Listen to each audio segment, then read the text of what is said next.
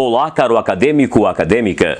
Nessa videoaula vamos falar sobre o poder nas organizações, a estrutura organizacional e os processos de organização. Quando falamos desse tema, vamos trazer um autor muito importante, que é o Reinaldo Dias. Para começarmos, é importante termos em conta que no processo da organização e da própria autoridade, existe a necessidade ou desenvolvimento da capacidade de tomar decisões, critérios para se decidir as tarefas, o modo de organizar o trabalho, as formas de coordenar as pessoas e também as suas funções. E quando falamos das empresas, é interessante termos em conta que a estrutura poderá ser mais rígida, no caso mais hierárquica, com definições já previamente determinadas, com cuja responsabilidade já é determinado. Nesse caso, nós temos um processo de comunicação que vem verticalizado, de cima para baixo. Nesse caso, dizemos que essa estrutura é uma estrutura mecânica, que corresponde a empresas com ambientes que são mais estáveis e previsíveis em termos de comportamento, em termos de relações humanas. Porém, temos também uma forma de organização um pouco diferente, que trata-se de empresas cuja estrutura é mais flexível. Nesse caso, não se dá tanta ênfase à hierarquia, as responsabilidades são mais flexíveis e continuamente há uma redefinição. Nesse caso, nós temos uma estrutura que, ao mesmo tempo, por ser flexível, a não ser tão hierárquica, ela acaba se tornando mais instável e imprevisível também.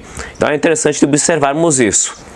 Agora, uma observação importante feita pelo autor está no fato de que, na medida que as empresas elas diversificam seus produtos, tendem a crescer, expandir seus mercados, passa a ter uma necessidade de maior divisão, ou seja, passamos a ter multidivisões das tarefas, das atividades. Essa estrutura ela passa a se tornar mais complexa devido a esse fator.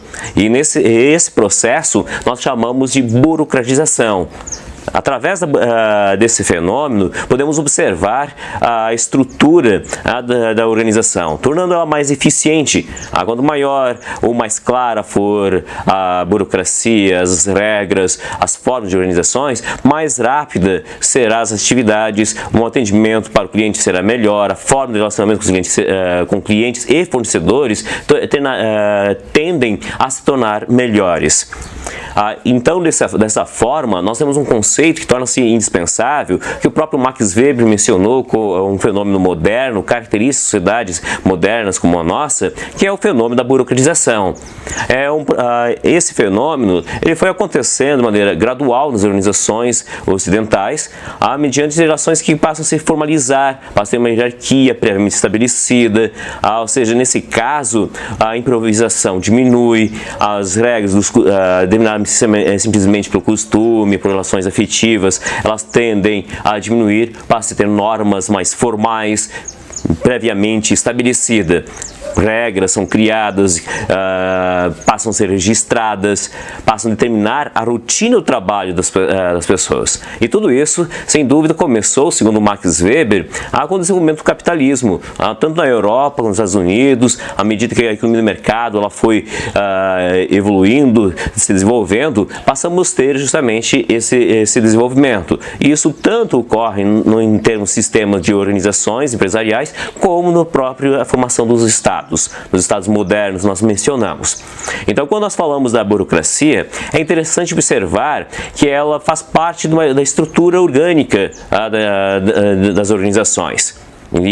Porque nós podemos observar que na própria estrutura das organizações nós podemos perceber a burocracia. Então são dois conceitos que estão intimamente ligados.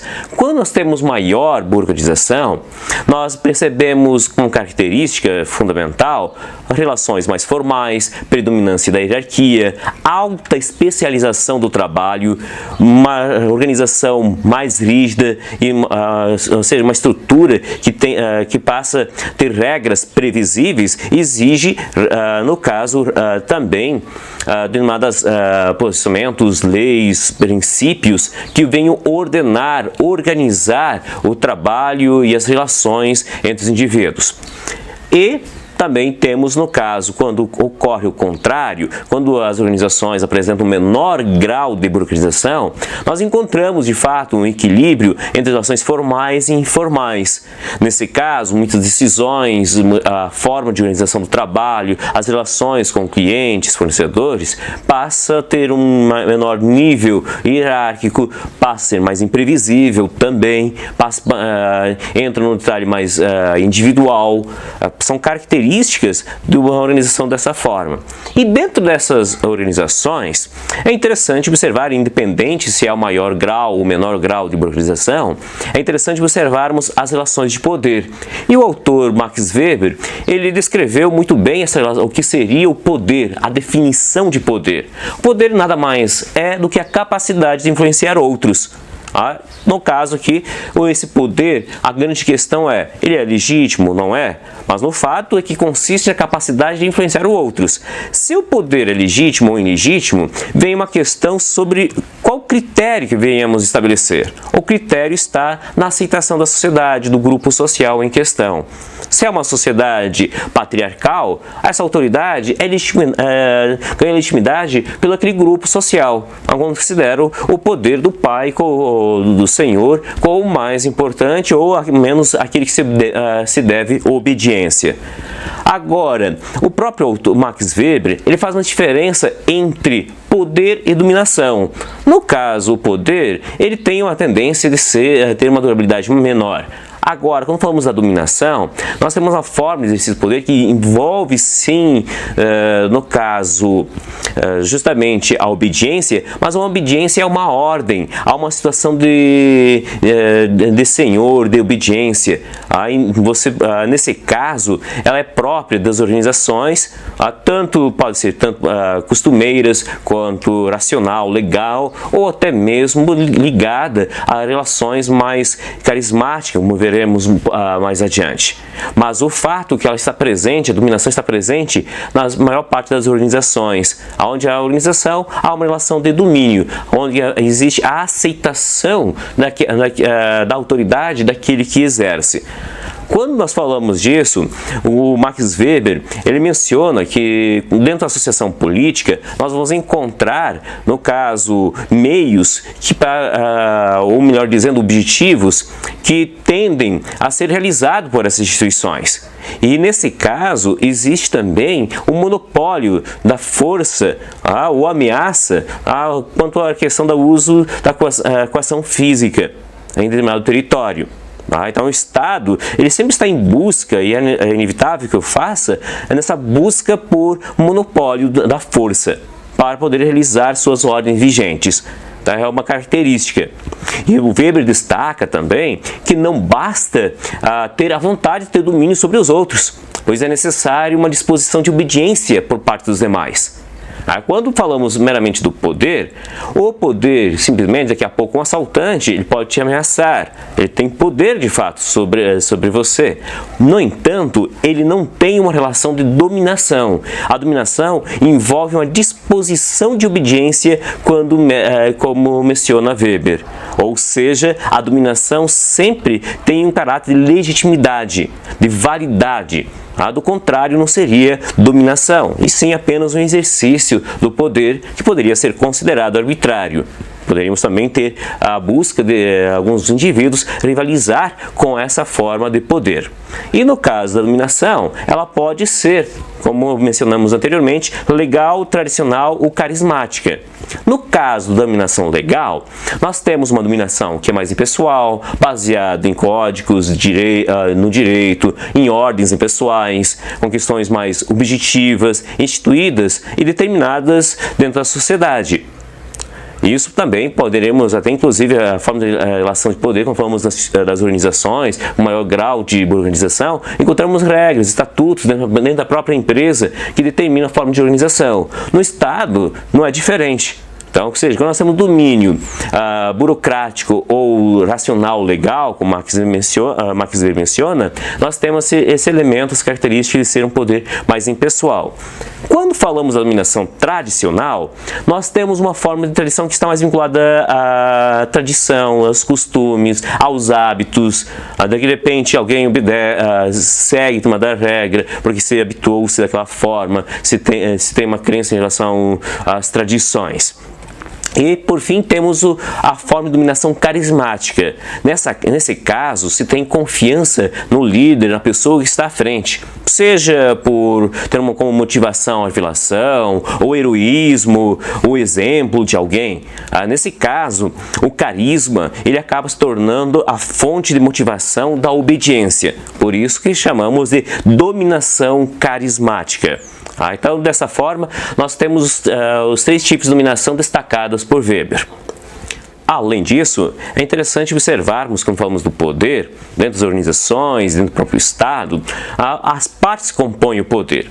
Uma parte do poder, podemos falar da força, que simplesmente é a ameaça da coerção física. Nesse caso, se nós olharmos, o Estado ele busca o monopólio pela força física. Porém, nem sempre, não somente o Estado, muitas vezes dentro da própria sociedade, há outras formas de organizações que talvez venham concordar ou não, mas vem outras formas de organização que vão buscar rivalizar, vão buscar também por um monopólio da força. Algumas vezes citando situações um tanto mais complicadas, como é o caso do crime organizado. Mas o crime organizado não deixa de buscar justamente pelo monopólio ou rivalizar com o Estado sobre a questão do monopólio da força. Então, ou seja, são disputas. Porém, aqui deixa bem claro, no caso do poder, a força é um dos itens, não quer dizer que garante a legitimidade. Outra parte componente do poder está ligada à autoridade. Nesse caso, nós falamos em termos de direito estabelecido para tomar as decisões e ordenar as ações de outros. Isso pode acontecer dentro de uma empresa ou falamos dentro do Estado. Nesse caso, sempre há uma necessidade de legitimação do poder, o que me autoriza, o que me dá autoridade para tomar decisões, que estar à frente do município, do Estado, ou à frente de uma corporação. E nesse caso temos uma legitimação que pode ter um conteúdo jurídico ou até mesmo moral. Nesse caso, e outra questão muito importante é que o consentimento ele torna-se, no caso, ele deve ser ter um caráter com maior durabilidade. Ou seja, não pode ser apenas momentâneo, como seria apenas o exercício do poder de alguém que simplesmente usa a força. Então, e nesse caso, voltamos novamente, quando falamos do poder, à questão do poder burocrático, racional, legal. Nesse caso, a legitimidade, ela se dá pela posição do conjunto de leis, de regras, formalmente constituída. Ou tradicional, quando as tradições determinam, nesse caso podemos falar do exercício do poder dos reis, de um príncipe, do padre, do marido, no caso do pai, sociedades patriarcais. E também carismática, como mencionamos anteriormente, onde falamos basicamente das qualidades pessoais ou excepcionais do indivíduo. Nesse caso, existe um processo de veneração em relação à autoridade da pessoa que lidera. Falamos dessa forma de um poder carismático, é o que me dá a autoridade de governar. E por fim, existe a questão da influência. A influência é um fenômeno que ocorre quando a pessoa, mesmo não tendo a autoridade ou poder, talvez econômico, não tem elementos que poderiam, no caso, determinar a ação de outros, mas ela consegue influenciar, mesmo não tendo nenhum dos outros elementos. Então ela consegue influenciar decisões de outras pessoas. Mesmo não tendo nem sequer a autoridade ou a força, mas ela tem, no caso, a capacidade de influenciar outros indivíduos. Outra questão importante quando falamos de sociedade, é inevitável que toda sociedade exista uma determinada elite. Essa elite nada mais no caso o conceito de Max Weber, uma minoria dentro da sociedade que detém várias formas de autoridade do poder.